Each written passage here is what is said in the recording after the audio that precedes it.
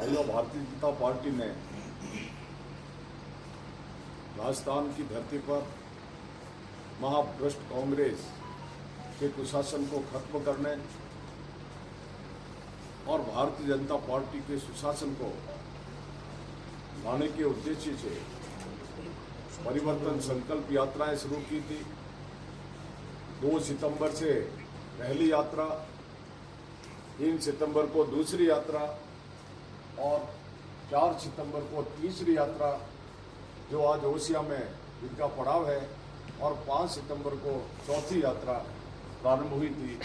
मैं ये बताना चाहूँगा, 2023 विधानसभा चुनाव,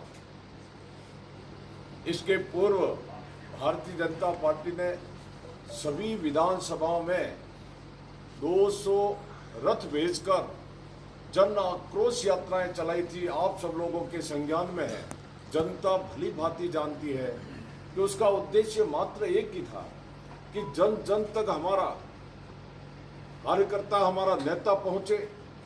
जनता की क्या अपेक्षा है, कांग्रेस सरकार के कुशासन का, भ्रष्टाचार का नीचे क्या असर है, उसकी जानकारी ली।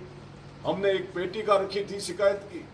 मुझे बताते हुए बड़ा गर्व इस बात का होता है कि जो हम बैठकर प्लान कर रहे थे उससे 10 गुना ज्यादा आक्रोश जनता का था। 1,84,000 शिकायतें प्राप्त हुई, उसका अध्ययन हुआ।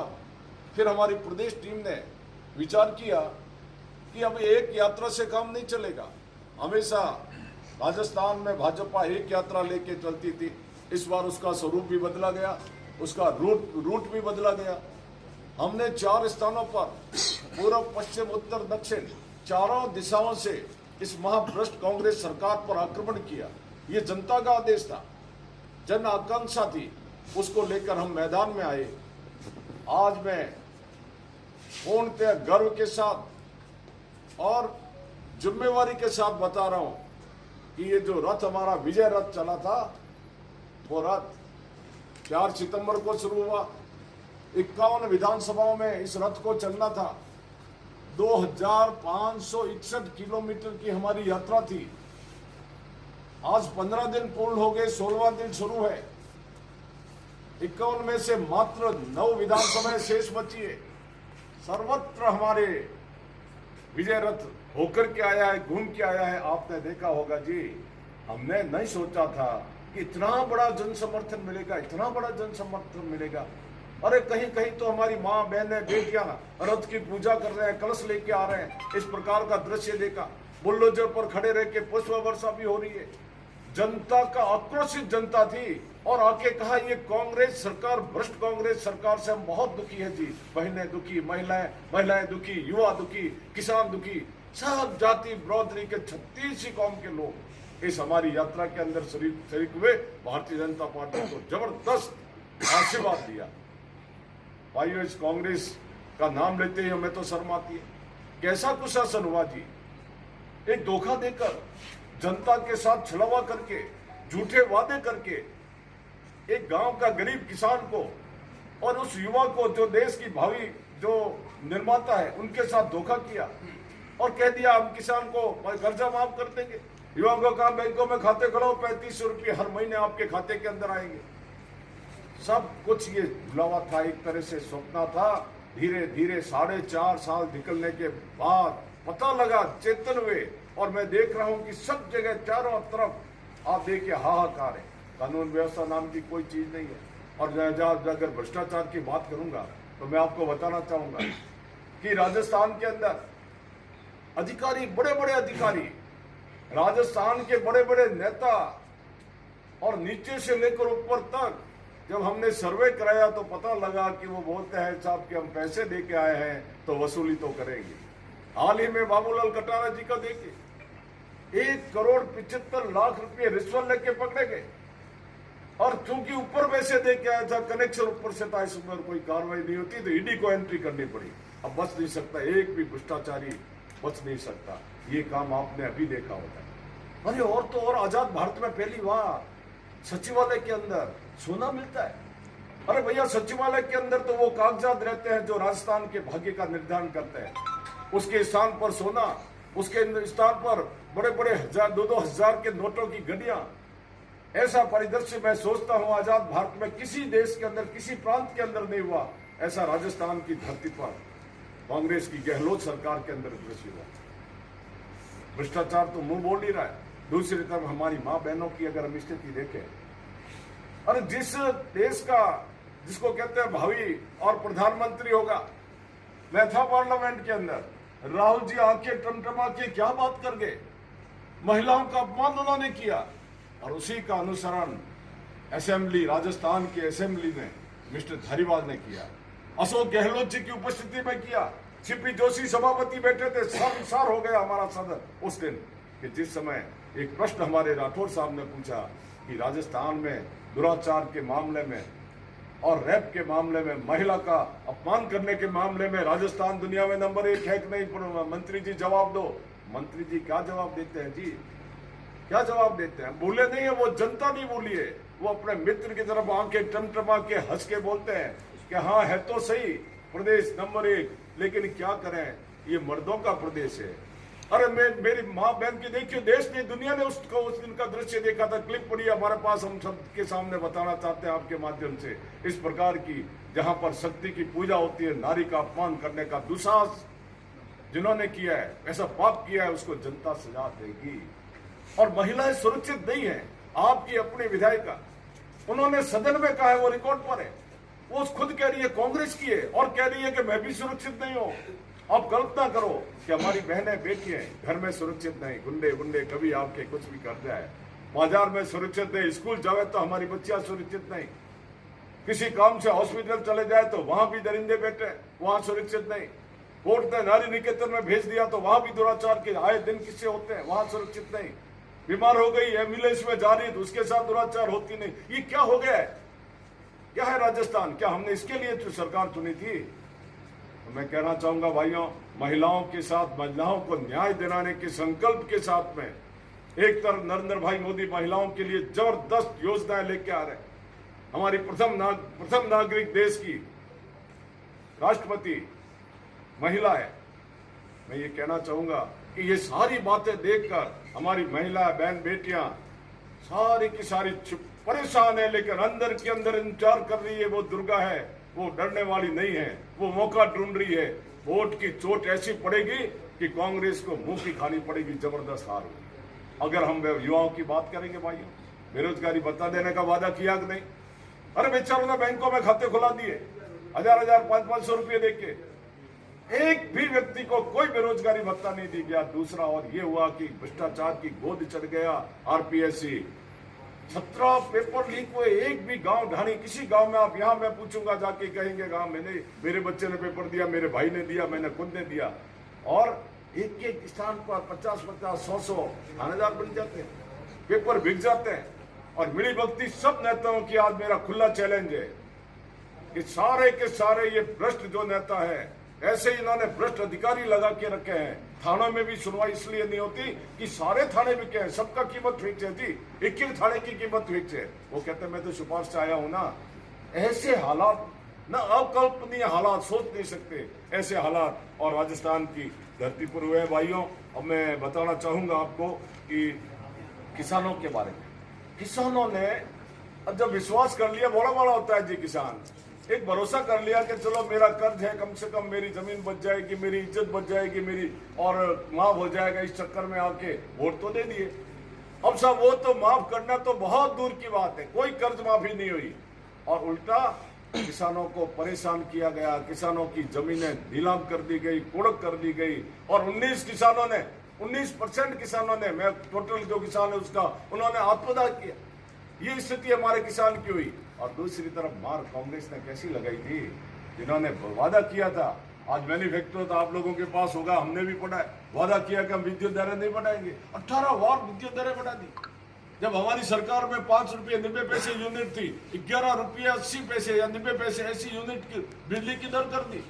अघोषित बिजली चलो बढ़ाओ, लेकिन और क्या किया जी, बिजली सप्लाई नहीं करना, बिजली के अंदर वोल्टेज की प्रॉब्लम्स खड़ी करना, ऐसे ऐसे काम किसानों पर प्रहार कांग्रेस सरकार ने किया है, तो किसान भी तैयार है। मैं आपको बताना चाहूंगा, प्रधानमंत्री नरेंद्र भाई मोदी जी ने प्रधानमंत्री फसल बीमा योजना लागू की और ये कहा कि आधा पैसा किसान का, आधा पैसा हम देंगे।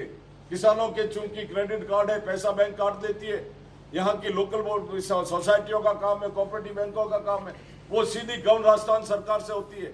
किसानों के पैसे को बीमे का जो हिस्सा था और वह कंपनियों में जमा नहीं कराया, किसानों को लूटा और भारत सरकार ने पैसा भेजा तो भारत सरकार के पैसों में भी लूट बचाई। ये बचने वाले नहीं है, एक एक करके जेल जाएंगे। मैं आप कहता हूं कोई बचने वाले नहीं है। किसानों को जबरदस्त परेशान किया है, उसी की पढ़नी है। 2022 के अंदर ओलावृष्टि हुई किसानों की, उस समय का अभी तक कोई तरह का मुआवजा नहीं। अरे मुआवजा मिलता कैसे? ये लुटेरे जो बैठे हैं ना अशोक गहलोत जी की संरक्षण में। इसलिए मैं ये कहूंगा भाइयों कि किसान परेशान, युवा परेशान, महिला परेशान, सर्वत्र आप देखिए कानून व्यवस्था कुछ नहीं है। छोटा सा ये इतना शांत प्रिय ओसियां क्षेत्र था मेरा, धन्याल है ओसियां जी। मैं देखता हूं, मुझे पता है, मैं आया हूं, बचपन मेरा यहाँ पे बीता है। कितना आत्मीयता थी, कितना स्नेह था, निडरता थी, लोग निर्भीक होकर घूमते थे। अब भय का व्याप्त है, गुंडा राज है, थोड़े सरे आम किसी को कोई भी मार दे, कोई भी किसी को लूट ले, कब कब गोलियां चल जाए। इस प्रकार का कानून व्यवस्था की दृष्टि से देखे तो ये कांग्रेस सरकार बिल्कुल फेल्यूर है। गांव गांव तक, कस्बे कस्बे तक ये पीड़ा लोगों के अंदर है। तो मैं आज को आपसे निवेदन करूंगा, ये मैं नहीं कह रहा हूं, ये तो कांग्रेस के मंत्री तक कह रहे हैं। एक मंत्री ने यहाँ तक कह दिया कि मैं हिंदुस्तान के अंदर भ्रष्टाचार के मुकाबले में राजस्थान, भारत सिंह ने कह दिया। एक गुड्डा साहब तो पूरा कच्चा चिट्ठा लेके आया, बचेंगे नहीं, एक दो पन्ना ही पलटा है लाल डायरी का, उसके अंदर भी चपेट में आ गए। फिर उनके घर पहुंच गए। देखिए ये कितना मतलब बड़ी दुख की बात है। मुख्यमंत्री सच्चा होता तो जिस व्यक्ति ने उसके पुतले जलाए, रावण तक कह दिया, उसके घर जाके भीख मांग रहे हैं, पांव पड़ रहे हैं कि भैया तू चुप रहे, बोल मत। यह हालात है।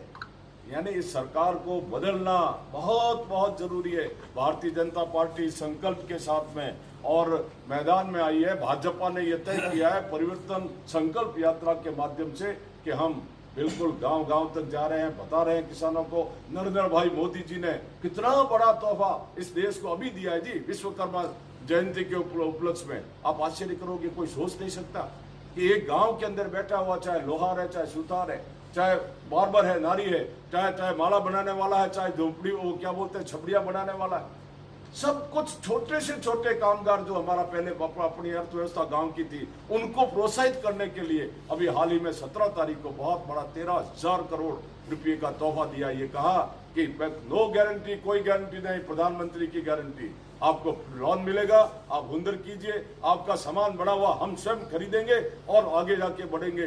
लोकल फॉर वोकल का जो नारा मोदी जी ने दिया है, मैं सोचता हूं कि इसके अलावा गरीब कल्याण की योजनाएं, बहुत बड़ी गरीब कल्याण की योजनाएं देश के प्रधानमंत्री जी ने शुरू की है। तो ये भारत चाहता है इस राजस्थान सहित संपूर्ण भारत में भारतीय जनता पार्टी का शासन हो। इसलिए मैं ये कह सकता हूं, दावे के साथ कह सकता हूं, मेरा अनुभव 50 साल का ये कहता है, कांग्रेस इस कदर हारेगी कि ठीक ही कहा था कि फॉर्च्यून में बैठकर और विधानसभा में पहुंचेगी केवल इतने ही विधायक, उनके आने वाले हैं। भारतीय जनता पार्टी का सुशासन आएगा और भाजपा कमल खिलेगा राजस्थान के अंदर। धन्यवाद। आपका कोई क्वेश्चन हो तो पूछिए। क्या परिवर्तन आएगा? क्योंकि एक तरफ गहलोत सरकार जो वर्तमान में है वो लगातार विकास के दावे कर रही है और साथ में लोक लुभावन जो योजनाएं अभी सरकार की ओर से चलाई जा रही है, चाहे महिलाओं को स्मार्टफोन देने की हो या अन्य तरह की जो योजनाएं हो, उसको लेकर देखिए आपने बहुत अच्छा प्रश्न किया। मैं चूंकि आपके प्रश्न से मैं आपको बता देता हूँ आपके माध्यम से वो सारी राजस्थान के रोशिया की विशेष करके जनता को कि देखिए जी, सरकार जनता लोग कुछ 5 साल के लिए चुनते हैं। कांग्रेस के अशोक गहलोत जी मुखिया 4.5 साल तक मात्र एक ही काम किया, उसके लिए सारी व्यवस्थाएं भेंट चढ़ा दी। मैंने अभी जो विषय लिया ना भ्रष्टाचार, ये सारों को भेंट चढ़ा दिया और कहा कि मैं अकेला मुख्यमंत्री नहीं हूं, मेरे सारे विधायक मुख्यमंत्री है। विधायकों को फ्री हैंड दे दिया। तभी तो ये जाकर के मैंने पूर्व में जो बातें बताई राजस्थान की धरती पर पैदा हो गई। अब वो जगह साहब जग करके और जनता के साथ बुलावा करने का काम कर रहे हैं, छलावा करने का काम कर रहे हैं। अब अशोक गहलोत का जादू चलने वाला नहीं है। जनता पूछ रही है कि आप हमें बताइए, जो 6 महीने के लिए मुख्यमंत्री नहीं बनाया था और ये कर ही नहीं सकते, सिवाय घोषणा के अलावा क्या कर सकते हैं? इनका तो अभी तक बजट ही नहीं है इनके पास, न तो कोई कार्य योजना है, न आगे कुछ कर सकती है। ले दे के कुछ भारत सरकार के फंड में डाका डालकर उस फंड को डाइवर्ट करके और फिर उसके अंदर लूट मचाई। अन्नपूर्णा के नाम पर पैकेट्स दिए गए, पैकेट्स की क्या हालत हुई मीडिया में बताया, जनता बोली है, ला करके कहा कि ये जो हमारा पैकेट्स है जो दिया ना मिलावट पैकेट, टेस्ट होकर के आया। मैं नहीं कह रहा हूँ, टेस्टेड होकर आया, हल्दी में मिलावट, मिर्ची में मिलावट, धनिया में मिलावट, ऐसा एक पैकेट जारी किया।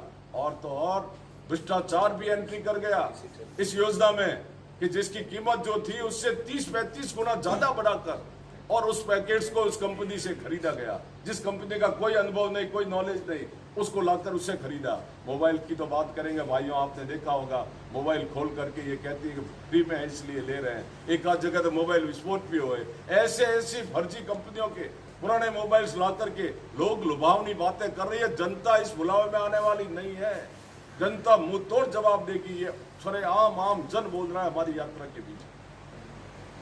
ये तो चलिए भाजपा और कांग्रेस की बात होगी। आपका दावा है कि भाजपा निश्चित तौर से जो परिवर्तन यात्रा चल रही है उसमें 100%। और कांग्रेस के अपने दावे हैं कि इस बार इतिहास फिर से दोहराएंगे, परिवर्तन होगा और फिर से कांग्रेस सरकार बनाएगी। लेकिन आपकी पार्टी के जो केंद्रीय मंत्री हैं और विधायक हैं, उनके बीच आपके पदाधिकारियों में जो आपसी विवाद सामने आते हैं, जो बयान हाल ही में सूरसागर सीट से सूर्यकांता व्यास और गजेंद्र सिंह शेखावत के बीच में जो बयान है, उसको लेकर आप क्या कहेंगे? देखिए मैं आपको बताऊं, एक आप भी सामाजिक प्राणी, आपको पता है, एक परिवार में भी भाजपा में मैं कहता हूं कि वैचारिक मतभेद हमारे होते हैं और होने भी चाहिए। लोकतंत्र की, शुद्ध लोकतंत्र की ये परंपरा है, सब अपने अपने विचार व्यक्त करें, कोई दिक्कत नहीं है।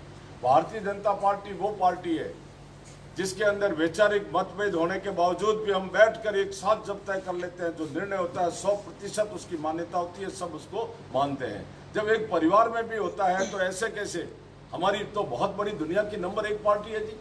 आज विश्व के अंदर भाजपा के मुकाबले इतनी बड़ी कोई पार्टी है ही नहीं। पहले चाइना की थी कम्युनिस्ट पार्टी, अब भारतीय जनता पार्टी दुनिया की एक पार्टी है। इसलिए मैं कह सकता हूं आपको कि ये जो आती है ना मीडिया में, उसने ये कहा, उसने ये कहा, ये चलता है, राजनीतिक चलती है, इसमें कोई फर्क नहीं पड़ता। मेरा ऐसा विश्वास है कि भाजपा एक है, भाजपा एक रहेगी। भारतीय जनता पार्टी अपने विचार और अपने सिद्धांतों पर खड़ी है, इसलिए भारतीय जनता पार्टी की जीत सुनिश्चित। आने वाले विधानसभा चुनाव में आप निश्चित तौर पर राजस्थान से विधानसभा चुनाव के प्रभारी संयोजक हैं, तो आने वाले चुनाव में टिकट को लेकर आप किस तरह से देखते हैं कि क्या भाजपा की क्या रणनीति रहेगी, टिकट वितरण के बारे में कैसे रहेगा? ये प्रश्न मेरे को कल ही जयपुर के अंदर पूछा था मिस्टर खाचरियावास जी। हम थोड़ा आपने सामने थे, एक विषय पर मैं आपको बता दूं, स्पष्ट कर दूं। ये चिंता तो उनको होती है टिकटों के बारे में, उस दल को होती है, उस पार्टी को होती है जिस पार्टी के अंदर लोकतांत्रिक व्यवस्था नहीं है, जिस पार्टी में मैं, मेरा परिवार, इस तरह के भाव से चलने वाले ऐसे नेताओं की समस्या आती है। भारतीय जनता पार्टी 365 दिन 24 घंटे चलने वाली पार्टी है। भारतीय जनता पार्टी की एक अपनी प्रक्रिया है। भारतीय जनता पार्टी बूथ से नीचे पन्ना प्रमुख से लेकर और हमारा मंडल के बाद जिले में डिस्कशन होता है, वहां से निकल के आता है नाम, फिर उसके बाद प्रदेश के अंदर विचार विमर्श होकर पैनल भी बनता है। पैनल भी 1 2 3 नहीं, विधिवत जितना लगता है सारा, उसके पश्चात पार्लियामेंट्री बोर्ड का निर्णय है भैया, वही मान्य है। इसलिए भाजपा का तो स्पष्ट है, ये हमारा संविधान में लिखा हुआ है, मैं नहीं कह रहा हूँ। भारतीय जनता पार्टी का जो विधान है उस पर स्पष्ट प्रक्रिया है, उसी के तहत यहाँ हमारे टिकट दिए जाते हैं और इसके बारे में और मुझे कुछ नहीं करना। ये सारी बातें कांग्रेस वाले से पूछना, वो आपको बताएंगे। हम तो ये कहते हैं हमारी पारदर्शिता के साथ और चयन होता है और टिकट दिए जाते हैं। राजस्थान में हर बार बीजेपी और कांग्रेस में मुख्य मुकाबला रहता है। पिछली बार विधानसभा चुनाव में हनुमान बेनीवाल ने अलग पार्टी बनाकर चुनाव लड़ा और लोकसभा में उन्होंने गठबंधन किया। अब हनुमान बेनीवाल बीजेपी के समर्थन में नहीं है, गठबंधन में नहीं है, और कांग्रेस से जो ज्योति मिर्धा थी वो बीजेपी में शामिल हो गई। तो राष्ट्रीय लोकतंत्र की पार्टी को आप चुनौती में किस तरीके से देखते हैं? देखिए, लोकतंत्र के अंदर हमारे प्रधानमंत्री जी ने भी ये कहा, पार्लियामेंट में कहा, जिम्मेवारी से कहा कि हम सब पार्टियों का, जो पार्टियां लोकतंत्र में विश्वास करती है और चुनाव आयोग से जिनको मान्यता है, उन सब का हम सम्मान करते हैं।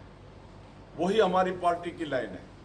अच्छा है अगर कोई दल बना है या बनने वाला है, चुनाव आयोग से मान्यता लेके सामने आता है, ये काम हमें नहीं, ये काम जनता को करना है। जनता ठीक से जानती है, चुनाव प्रक्रिया में सब अपने अपने विचारों से लेकर जनता के सामने आते और जनता जो है पूरा उसका जन्मपत्री जनता के पास है। मैं आज कह सकता हूं कि भारतीय जनता पार्टी चाहे कोई भी कितने दल आ जाए, कोई व्यक्ति आ जाए, भाजपा जीतेगी, क्योंकि भाजपा ने काम किए हैं, सेंटर में काम किए। हमारी पूर्ववर्ती सरकार भाजपा की वसुंधरा राजे सरकार के भी काम बहुत बहुत है जी। इसलिए हम ये कह सकते हैं कि भाजपा ने काम करके दिखाया है, प्रधानमंत्री जी काम कर रहे हैं। डबल इंजन की सरकार जनता जान चुकी है। उत्तर प्रदेश में देखो जी कितनी तेज गति से काम हो रहे हैं, भारत सरकार के पैसे का पूरा उपयोग हो रहा है और ये लूट रहे हैं।